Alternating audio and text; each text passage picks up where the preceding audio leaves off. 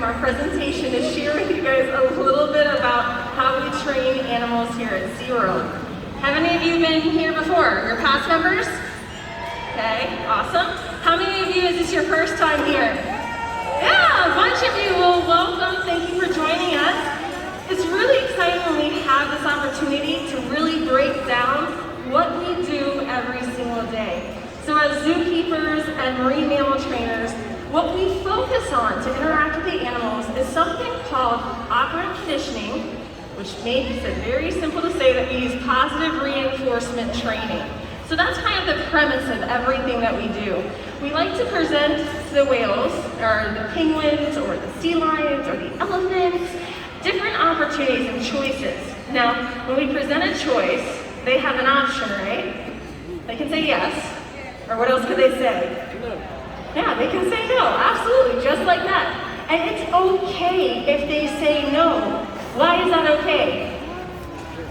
Because they have a choice, absolutely. Everything that we do, we give them an option, and they get to tell us what they want and what's most reinforcing.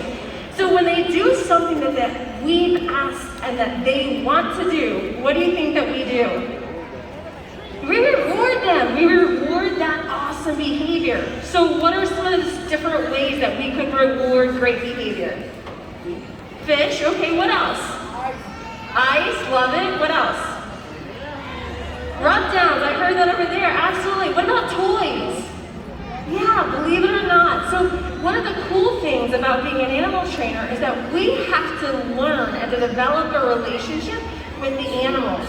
And each relationship that we have is slightly different. I kind of put this back to you guys as think about your family, think about your friends. Are all those relationships the same? Of course not. It's not possible to be like that. So for me, sharing a story that I've had, we're good to go? All right, let me finish this quick story and then we'll let them go. So True was one of the first animals that I started working with here at Champaign Stadium. And we've been interacting for the past 6 years.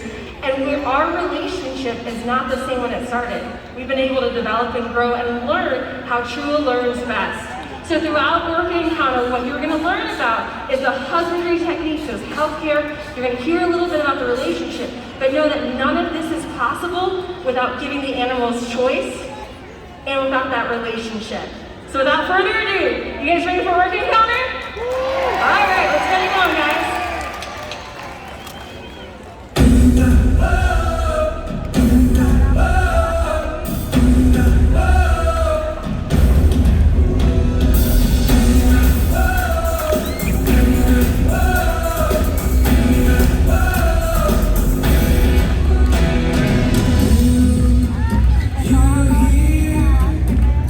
The waves rolling in, crazy.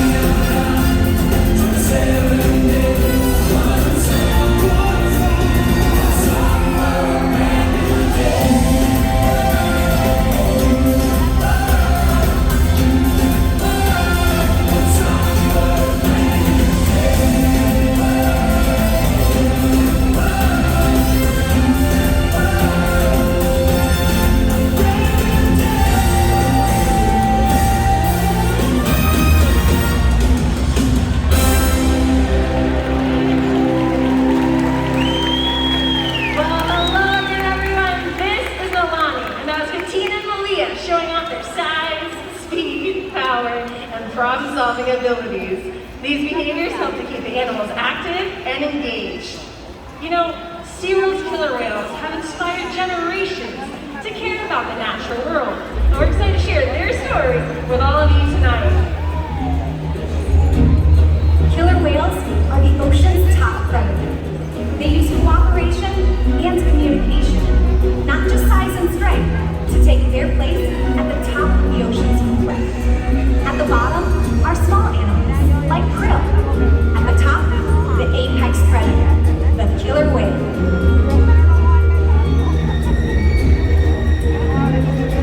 Killer whales are as big as a bus, faster than an Olympic swimmer, high-flying and powerful.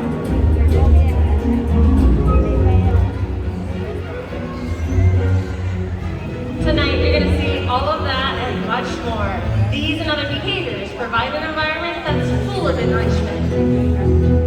We spend days, weeks, months, and years building relationships with our whales. This creates trust, and that allows us to do some amazing things. For example, when you visit the doctor, you present your arm to draw blood, or step on the scale to see how much you weigh. It's much the same with our whales. Tonight, you're going to see our whales move together in unison. These synchronized behaviors help to strengthen their social bonds and allow them to problem solve as a team. This is just another adaptation that make them the ocean's top predator. Now, our scientific name is Orca, their common name, killer whale. But here at SeaWorld, our 5 killer whales have their own individual names and personalities. Their names are Katina, Milani, Malia, Trua, and Makayo. Now, we talked about Katina, Milani, and Malia, but later on we're going to be able to see our 2 boys, Trua and Makayo. Trua is our 15-year-old, Makayo is our youngest, 10. Get this, Makayo's mom, she's 44 years old. Now the matriarch is an amazing part of this system because you see the matriarch or the mother, like Katina, she's the one that runs the nest if you think about it like that. So when we get to start building relationships with them, it's really awesome to be able to build relationships with all different levels of their social structure. So right now we have all 3 of those females out here, and what we're going to start to show you guys is some of the things that we talked about before, those husbandry or those healthcare behaviors. So one of the first healthcare behaviors we asked them to do is called a fluke present. You can see Ashley has asked Alani to roll over, belly to the sky, and Alani's presented her tail flukes right to her. Now if I was a veterinarian, I'd come up right behind where Ashley is, and Ashley's pointing out that great thing. It's actually very easy to see on Alani's tail. I would collect my blood sample, take it to the lab that we have right here on site, and within a couple hours we're going to know the killer whale's own individual blood baseline levels. Now we do this proactively, meaning that we're going to do this about every month.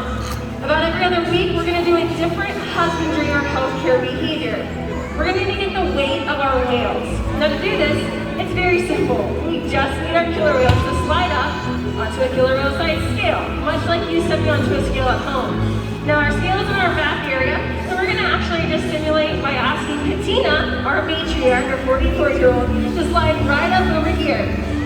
Now as Katina slides up, you're going to see the size difference between her, Milani, and Malia. She's much larger. Katina's weighing in right now around 5,500 pounds. There she is. Good job, Mama. Now if you look at her though, I want you to pay attention. Do you see how her head and her tail are still in the water? That would be like you or I stepping onto a scale with just 1 foot. So to fix that, we're going to ask Katina to raise her head and her tail.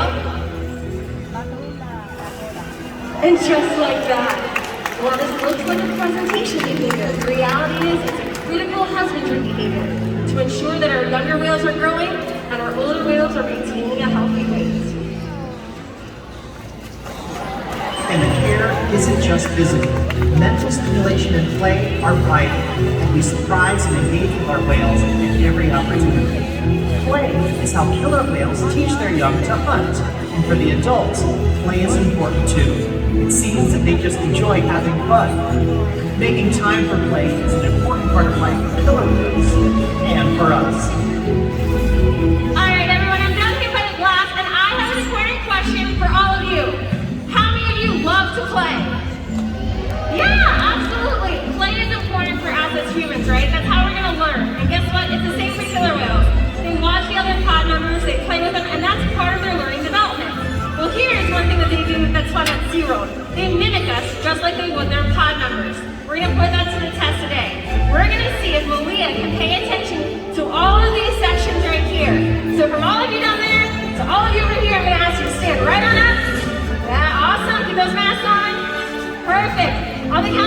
put your hands straight up in the air like this and give her a big wave. Ready? 1, 2, 3, wave, wave, wave.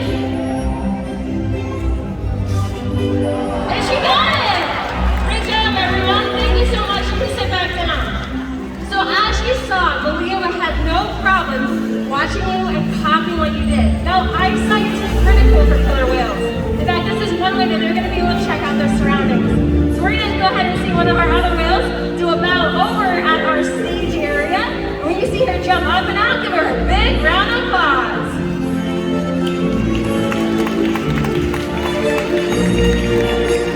I think she's on her way. All right, she's on her way. Ready? 3, 2, 2.5, 2 3/4, 2 8. Yeah, there she is. All right, now that was a cute bow. But we're gonna see Nalani. Now Nalani is working on her breach. She's over here with Ashley. She's gonna do a back breach. All right, so she's gonna swim all the way down 36 feet. She's making what we call her run to come over right where Ashley was, to jump up and out of the water and say, hey everyone, check me out. Here I am. Wow. How about a round of applause for our audience members, Katina, Nalani, and Malia.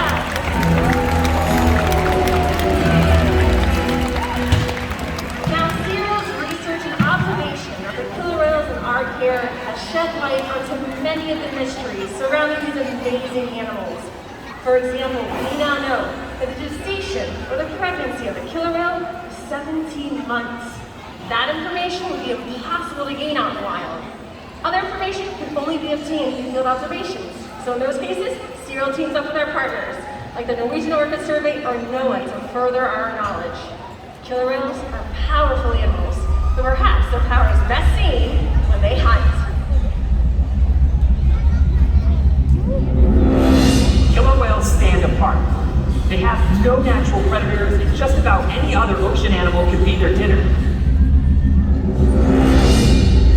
Depending on where they live and their chosen prey, they've developed some epic hunting techniques. Off the coast of South America, killer whales will beach themselves, riding in on waves just long enough to catch prey.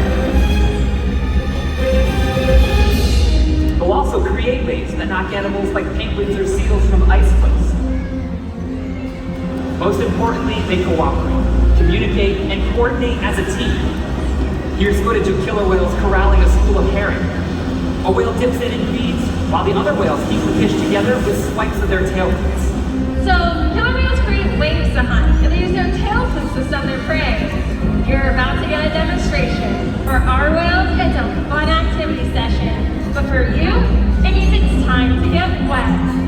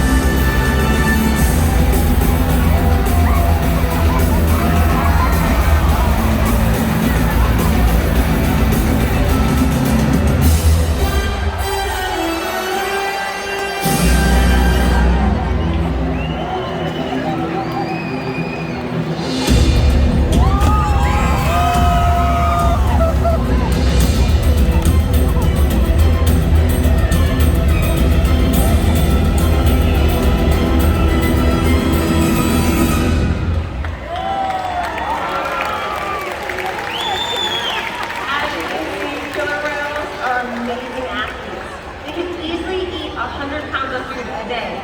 Out in the wild, their diets vary, depending on where they live and the time of year. Unfortunately, things like overfishing, pollution, and other factors are having a negative impact on some killer whale populations. Killer whales are impressive animals, and it's pretty obvious why they're the top predator in the ocean. That means killer whales are invincible, right? Wrong. Killer whales depend on a plentiful food source and a clean environment. They're completely dominant, yet completely dependent. When it comes down to it, killer whales are not the most powerful animal in the ocean.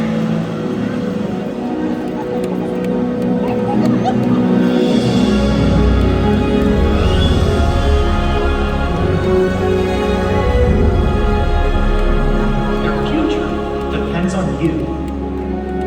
Through your actions. Through the choices we all make.